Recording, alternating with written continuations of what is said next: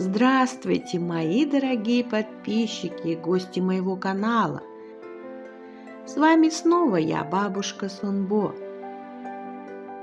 Сегодня вы услышите продолжение сказки «Фея заброшенного пруда». Вы присаживайтесь, а я продолжу. Король ехал день и ночь, не позволяя себе ни отдыха, ни сна. Слова няни не выходили из его головы. Путь его лежал через дремучие леса к высоким скалам, где, по легенде, могло находиться логово волшебного существа. Наконец он добрался до горных вершин и действительно нашел то место, где жил мудрый дракон. Это была черная скала, в которой был огромный вход в пещеру.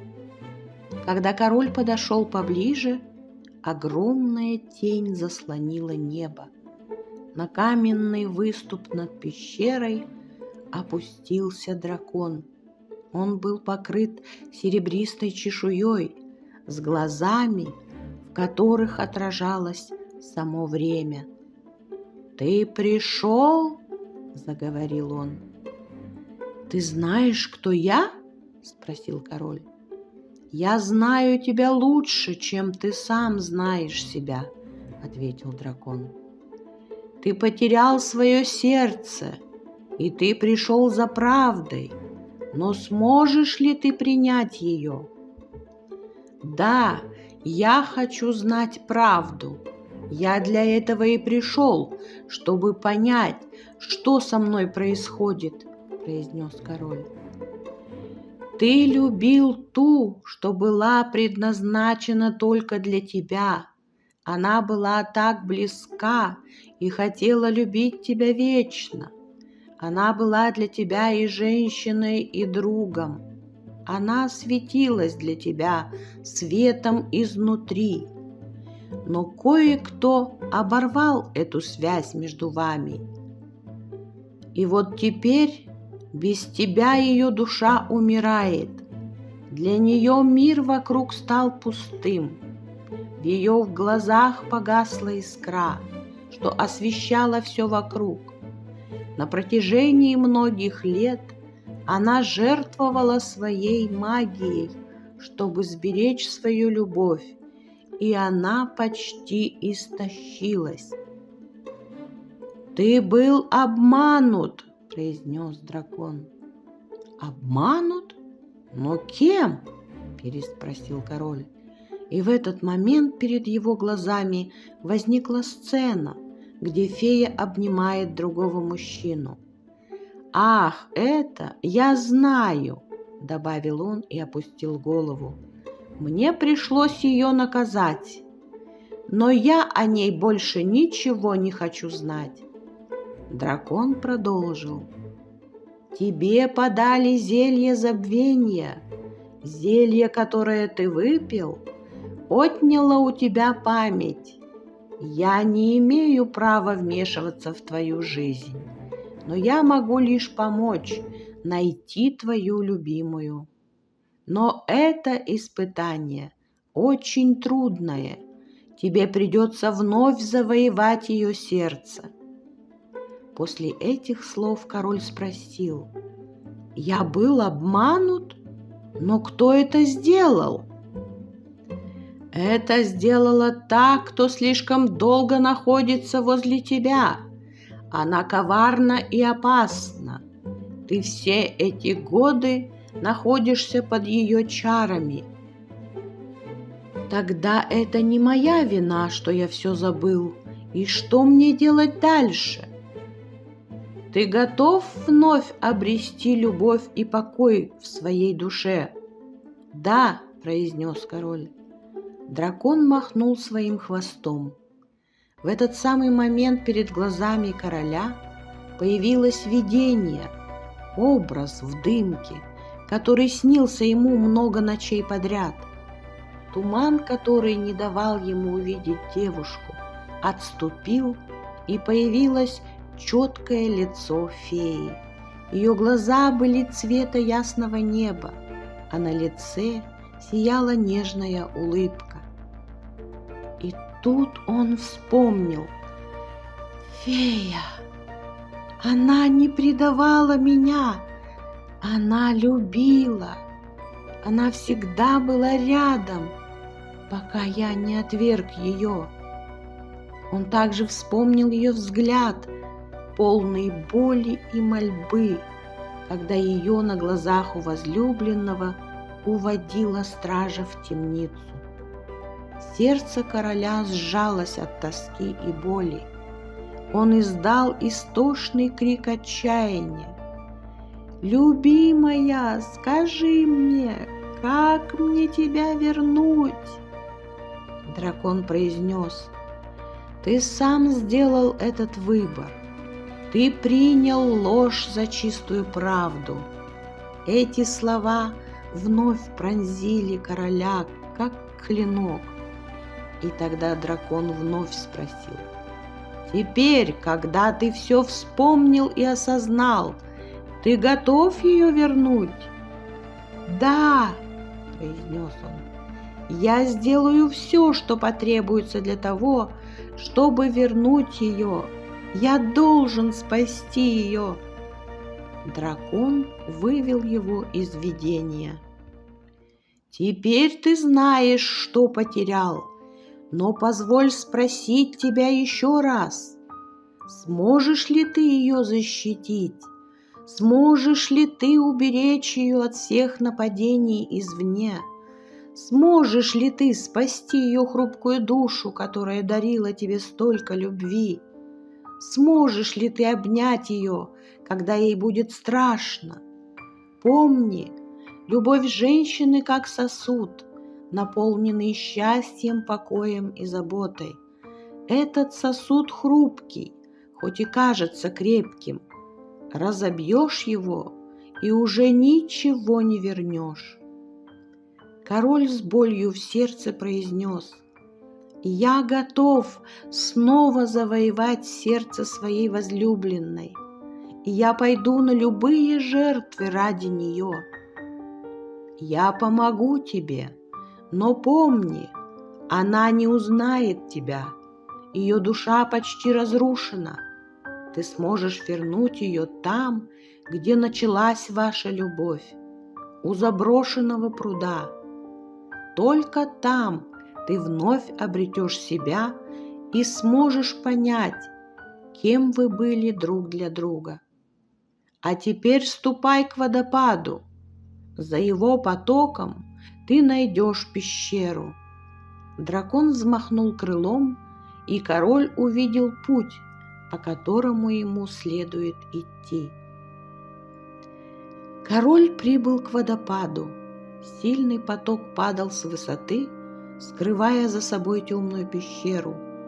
Он без колебаний вошел внутрь. Весь мокрый, он стоял и всматривался вглубь. Там, в глубине, на камне, стояло хрустальное яйцо. Он почувствовал ее присутствие. «Фея!» – прошептал он. Яйцо засветилось, словно откликнулось на его зов. Он подошел, коснулся его, и заклятие начало рушиться. Фея вышла из заточения. Но когда он встретил ее взглядом, она не узнала его. Король увез ее к заброшенному пруду, месту, где они когда-то встретились. Ее жилище и пруд зарос, и король несколько дней чистил его у берегов и выдирал кусты и заросли около дома. Фея была тиха, словно потеряла тень самой себя. Король не сказал, кто он, не говорил, что было между ними раньше. Он просто остался рядом. Король ни разу не попытался заставить ее вспомнить, просто был с ней ласков и ухаживал за ней, кормил ее и оберегал, показывал ей лилии в пруду, воду и отражение в ней. Он рассказывал ей истории, которые были их прошлым. И однажды она спросила его: «Почему ты так смотришь на меня, как будто знаешь меня всю жизнь?» Король улыбнулся: «Потому что когда-то я знал тебя и надеюсь узнать тебя снова». Она протянула руку к воде. Ее сердце затрепетало от страха. Она почувствовала, как будто что-то теряет. Шли дни. Король всегда был рядом с феей и не стремился покинуть это место. И тогда сама судьба решила вмешаться и сделать все за них. Однажды вечером, когда король вышел к воде, он встал на берег и смотрел на водную гладь. Все было как обычно, но вдруг земля под ним осыпалась, и он полетел вниз. Все было точно так же, как в тот день, когда они встретились впервые. Он упал в пруд. Вода сомкнулась над ним, холодная, глубокая, будто черное зеркало. Он начал тонуть. Король не умел плавать. И в этот момент фея почувствовала что-то в сердце. Она выскочила на улицу и увидела, как вода сомкнулась, и король стал погружаться на дно. Мгновение, вспышка в памяти. Она вспомнила все. Фея бросилась в воду. Ее крылья сияли розово-золотым светом. Она раздвинула воду и подняла его на поверхность. Вытащив его из воды, уложила его на траву, а сама села рядом, держа его голову. Он кашлянул и, тяжело дыша, открыл глаза. Впервые за все это время он увидел ее глаза, наполненные слезами. «Ты спасла меня», – прошептал он. «И ты тоже спас меня», – ответила она и протянула свободную руку к его лицу. Ее пальцы дрожали. «Я помню все», — повторила она. Ее голос звучал тихо. В тот миг воздух задрожал. Соперница почувствовала, что фея все вспомнила. Она явилась к пруду, готовая уничтожить ее раз и навсегда. Но теперь фея была не одна и не была беззащитной.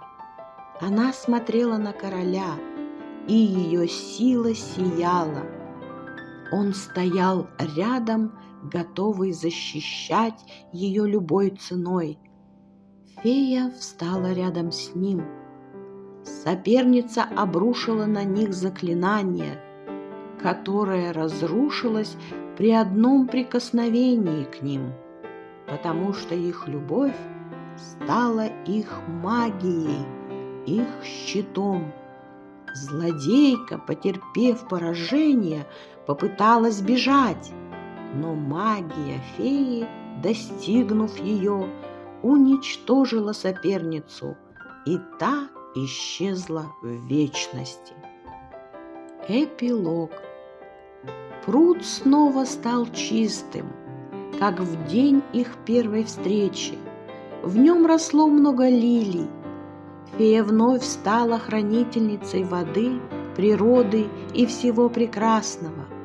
А король оставил свой трон. Он выбрал любовь. Теперь их можно было увидеть только у пруда и всегда вместе. Даже много веков спустя молодые пары верили, если прийти сюда с чистым сердцем, можно увидеть две фигуры, танцующие среди лилий.